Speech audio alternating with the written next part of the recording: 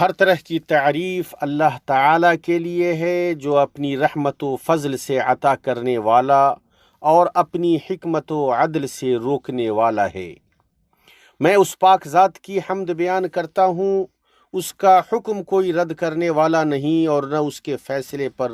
کوئی نظر ثانی کرنے والا ہے۔ میں گواہی دیتا ہوں کہ ایک اللہ کے علاوہ کوئی معبود برحق نہیں، اس کا کوئی شریک نہیں، اور میں گواہی دیتا ہوں کہ محمد اس کے بندہ اور رسول ہیں۔ وہ سب سے افضل نبی اور سب سے بہتر رسول ہیں۔ اے اللہ، درود و سلام نازل فرما اپنے بندہ و رسول محمد پر، ان کے اہل خانہ اور ان کے صحابہ کرام پر۔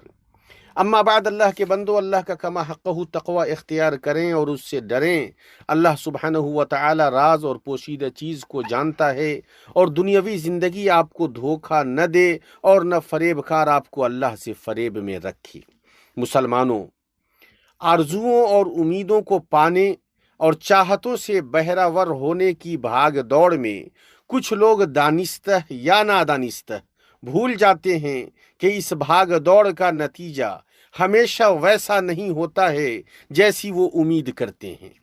اس لیے جب انہیں اپنی محبوب چیزوں سے کچھ محرومی ہوتی ہے اور انہیں ان کی چاہتوں سے روک دیا جاتا ہے، ان پر زمین اپنی کشادگی کے باوجود تنگ ہو جاتی ہے، تو ان کے نفس میں گھٹن ہونے لگتی ہے اور ان کے اوسان خطا کر جاتے ہیں، جس کی وجہ سے وہ اللہ کی وافر نعمتوں اور اس کے سابقہ احسانات کے انکار کے گڑھے میں گر جاتے ہیں۔ چنانچہ وہ غموں سے بوجھل شوریدہ خاطر صبح و شام کرتے ہیں۔ انہیں نہ زندگی راس آتی ہے اور نہ کوئی حال خوشگوار لگتا ہے۔ اللہ کے بندو، اس کا سبب نوازش و محرومی کی حقیقت کو پہچاننے میں غلطی کرنا اور یہ تصور کرنا ہے کہ دونوں ایک دوسرے کی ضد ہیں اور اکٹھا نہیں ہو سکتی اور ایک دوسرے کے منافی ہیں، آپس میں مل نہیں سکتی۔ اس لیے اس سلسلے میں حق کی وضاحت، صحیح راہ دکھانے اور درستگی کی رہنمائی کے لیے سلف رضوان اللہ علیہم اجمعین کے ٹھوس نقوش ہیں۔ امام سفیان ثوری رحمہ اللہ نے بعض سلف سے نقل کیا ہے، اللہ کا اپنے بندے سے اس کی بعض محبوب چیزوں کو روکنا اللہ کی طرف سے بندہ کو عطا کرنا ہے، کیونکہ اللہ نے اسے بطور بخل نہیں روکا ہے بلکہ بطور لطف و احسان روکا ہے۔ اس سے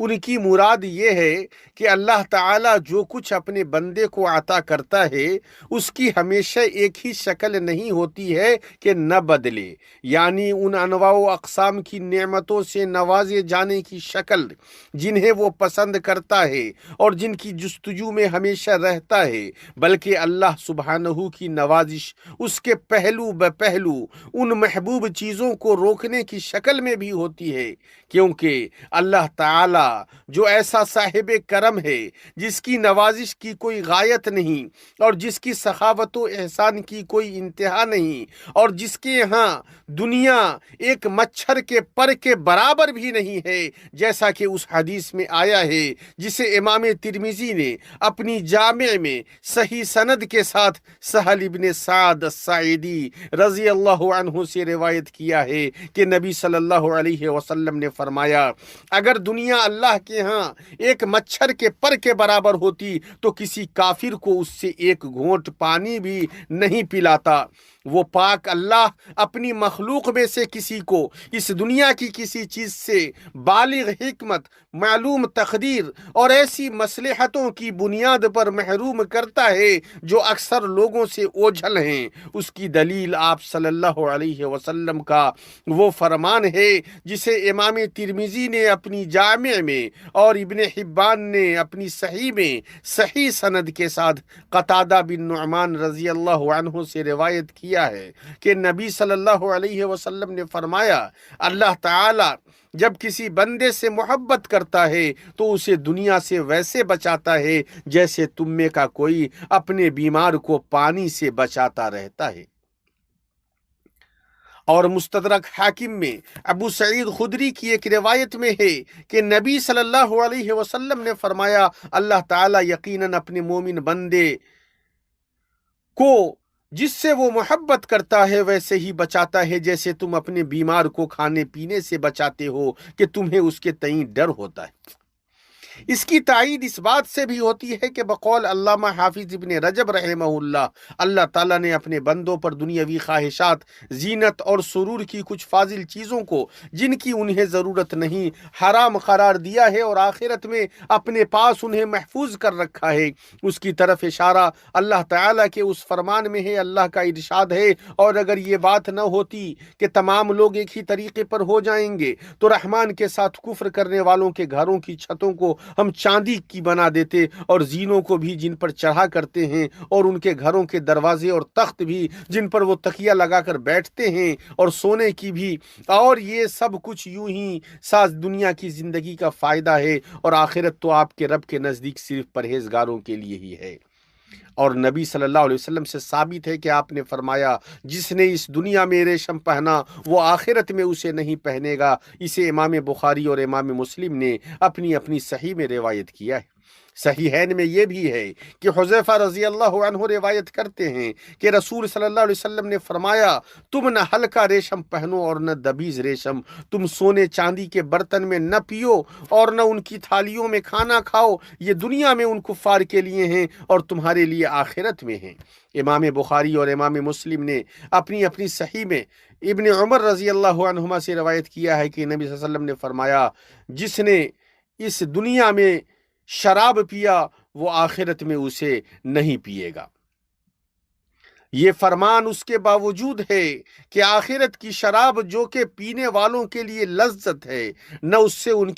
کے سر دکھیں گے اور نہ ان کی عقلوں میں فطور آئے گا۔ مابین اور اس دنیاوی شراب کے مابین بہت فرق ہے جو گندی اور شیطانی عمل ہے۔ شیطان چاہتا ہے کہ اس کے ذریعے مومنوں کے مابین عداوت و بغض ڈال دے اور انہیں اللہ کے ذکر اور نماز سے روک دے۔ امام احمد نے کتاب الزہد میں امیر المومنین عمر بن الخطاب رضی اللہ عنہ سے روایت کیا ہے، وہ کہتے ہیں، اگر میری نیکیاں کم نہ ہو جاتی تو میں تمہارے ساتھ زندگی کی آسائش میں ساتھ ساتھ رہتا، لیکن میں نے سنا کہ اللہ تعالیٰ نے ایک قوم کو آر دلاتے ہوئے کہا، تم نے اپنی نیکیاں دنیا کی زندگی میں ہی برباد کر دیں اور ان سے فائدہ اٹھا چکے۔ یقیناً وہ صورتحال جسے ہر شخص اپنی زندگی میں جی رہا ہے، وہ اس قول کی صداقت و صحت پر واضح دلائل و براہین قائم کرتی ہے جسے سفیان رحمہ اللہ نے نقل کیا ہے۔ تو کتنے امید کرنے والے ہیں، اگر ان کی امید پوری کر دی جائے تو ان کے معاملے کا انجام خسارہ ہو اور ان کی کوشش کا انجام حسرت و ندامت ہو، اور کتنے حریص ہیں اگر وہ اپنی مرادوں سے سرفراز ہو جائیں تو ان کی کامیابی کے بعد ایسی شکست ہو کہ وہ اس کے دامن کو کھینچتے رہیں اور اس کی کڑواہٹ کا گھونٹ پیتے رہیں۔ اسی لیے اللہ سبحانہ نے نگاہوں کو اس کی حقیقت کی طرف پھیرا ہے کہ انسان بسا اوقات ایسی دنیاوی چیزوں کو پسند کرتا ہے جو اس کے لیے شر اور وبال ہوتی ہے، اور ایسی چیزوں کو ناپسند کرتا ہے جو اس کے لیے خیر ہوتی ہیں اور اس کے شایع نشان ہوتی ہیں۔ اللہ تعالیٰ کا فرمان ہے، ممکن ہے کہ تم کسی چیز کو بری جانو اور دراصل وہی تمہارے لیے بھلی ہو، اور یہ بھی ممکن ہے کہ تم کسی چیز کو اچھی سمجھو حالانکہ وہ تمہارے لیے بری ہو۔ حقیقی علم اللہ ہی کو ہے۔ اللہ تعالیٰ نے اپنے نبی کو ان نعمتوں کی طرف دیکھنے سے منع فرمایا ہے جن سے آسودہ حال لوگ اور ان کے ہم مثل نوازے گئے ہیں، اور بیان کیا ہے کہ وہ مرجھانے والے پھول اور پژمردہ ہونے والے سامان ہیں۔ ان کے ذریعے اللہ تعالیٰ نے انہیں آزمایا ہے اور ان میں سے بہت کم لوگ شکر گزار ہیں۔ ارشاد ربانی ہے، اور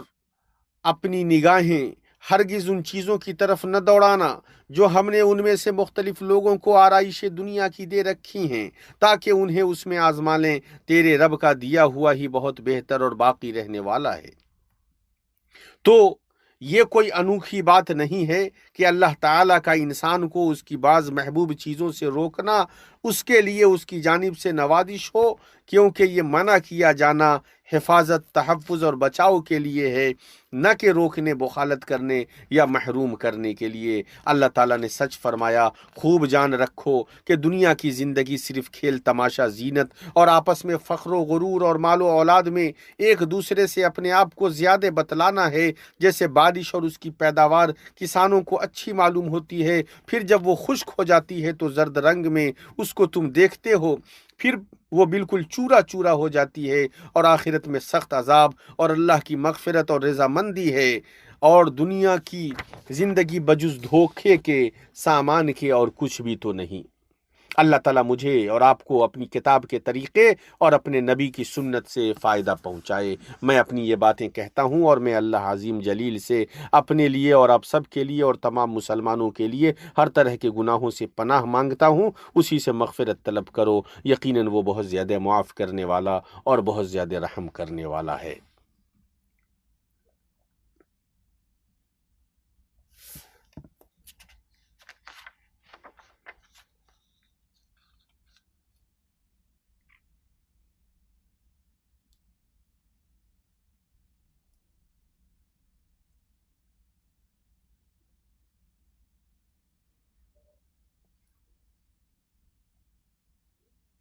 ہر طرح کی تعریف اللہ تعالیٰ کے لیے ہے، ہم اس کی حمد بیان کرتے ہیں، اسی سے مدد طلب کرتے ہیں، اسی سے مغفرت چاہتے ہیں۔ ہم اللہ تعالیٰ کی پناہ میں آتے ہیں اپنے نفس کی شرارتوں اور اپنے اعمال کی برائیوں سے۔ جسے اللہ ہدایت دے اسے کوئی گمراہ کرنے والا نہیں، اور جسے وہ گمراہ کر دے اسے کوئی ہدایت دینے والا نہیں۔ میں گواہی دیتا ہوں کہ اللہ کے علاوہ کوئی معبود نہیں، وہ اکیلا ہے، اس کا کوئی شریک و ساجی نہیں، اور میں گواہی دیتا ہوں کہ ہمارے سردار و نبی محمد اس کے بندہ و رسول ہیں۔ اللہ تعالیٰ کا درود و سلام نازل ہو ان پر، ان کی آل و اولاد اور صحابہ کرام پر۔ اما بعد، اللہ کے بندو، اہل علم نے بیان کیا ہے کہ کتاب و سنت میں وارد دنیا کی مذمت سے اس کے زمانے کی مذمت مراد نہیں ہے، جو رات و دن ہیں اور قیامت کے دن تک باری باری آتے جاتے رہیں گے، اس لیے کہ اللہ تعالیٰ نے ان دونوں کو ایک دوسرے کے پیچھے آنے جانے والا بنایا ہے، ان کے لیے جو نصیحت حاصل کرنا چاہیں یا شکر ادا کرنا چاہیں۔ اور عیسیٰ علیہ السلام سے منقول ہے کہ انہوں نے فرمایا، یہ رات و دن دو تجوری ہیں، تو دیکھو کہ تم ان دونوں میں کیا رکھتے ہو۔ اس مذمت کا مقصود دنیا کی جگہ بھی نہیں ہے جو زمین ہے، جسے اللہ تعالیٰ نے بنی آدم کے لیے فرش اور رہائش گاہ بنایا ہے، نہ ہی وہ پہاڑ، سمندر، نہریں اور کانیں ہیں جو اللہ نے اس میں بنا رکھی ہیں، نہ ہی وہ کھیتیاں اور درخت ہیں جو اللہ نے اس میں اگائے ہیں، اور نہ ہی وہ حیوانات وغیرہ ہیں جنہیں اللہ نے اس میں پھیلایا ہے، اس لیے کہ وہ سب بندوں پر اللہ کی نعمتوں میں سے ہیں جن میں ان کے لیے منافع رکھا ہے، اور ان کے لیے ان میں ان کے خالق کی وحدانیت، قدرت اور عظمت پر دلیل اور عبرت ہے۔ بلکہ جو مذمت وارد ہوئی ہے وہ اس میں موجود بنی آدم کے افعال کی طرف منسوب ہے، اس لیے کہ زیادہ تر یہ افعال اس طریقے کے خلاف انجام پاتے ہیں جس کا انجام قابل تعریف ہوتا ہے، جس کے نقصان سے بچا جاتا ہے اور جس کے نفع کی امید کی جاتی ہے۔ اللہ کے بندو، اللہ کا تقوی اختیار کرو، اور اللہ نے تمہیں جو کچھ عطا کیا ہے اس میں دار آخرت تلاش کرو، اور دنیا سے اپنے حصے کو نہ بھول جاؤ۔ اور ہمیشہ اس بات کو یاد رکھو کہ اللہ تعالیٰ نے خیر الانام پر درود و سلام بھیجنے کا حکم دیا ہے تو سب سے سچے کلام میں فرمایا، اللہ تعالیٰ اور اس کے فرشتے اس نبی پر رحمت بھیجتے ہیں، اے ایمان والو تم بھی ان پر درود بھیجو اور خوب سلام بھی بھیجتے رہا۔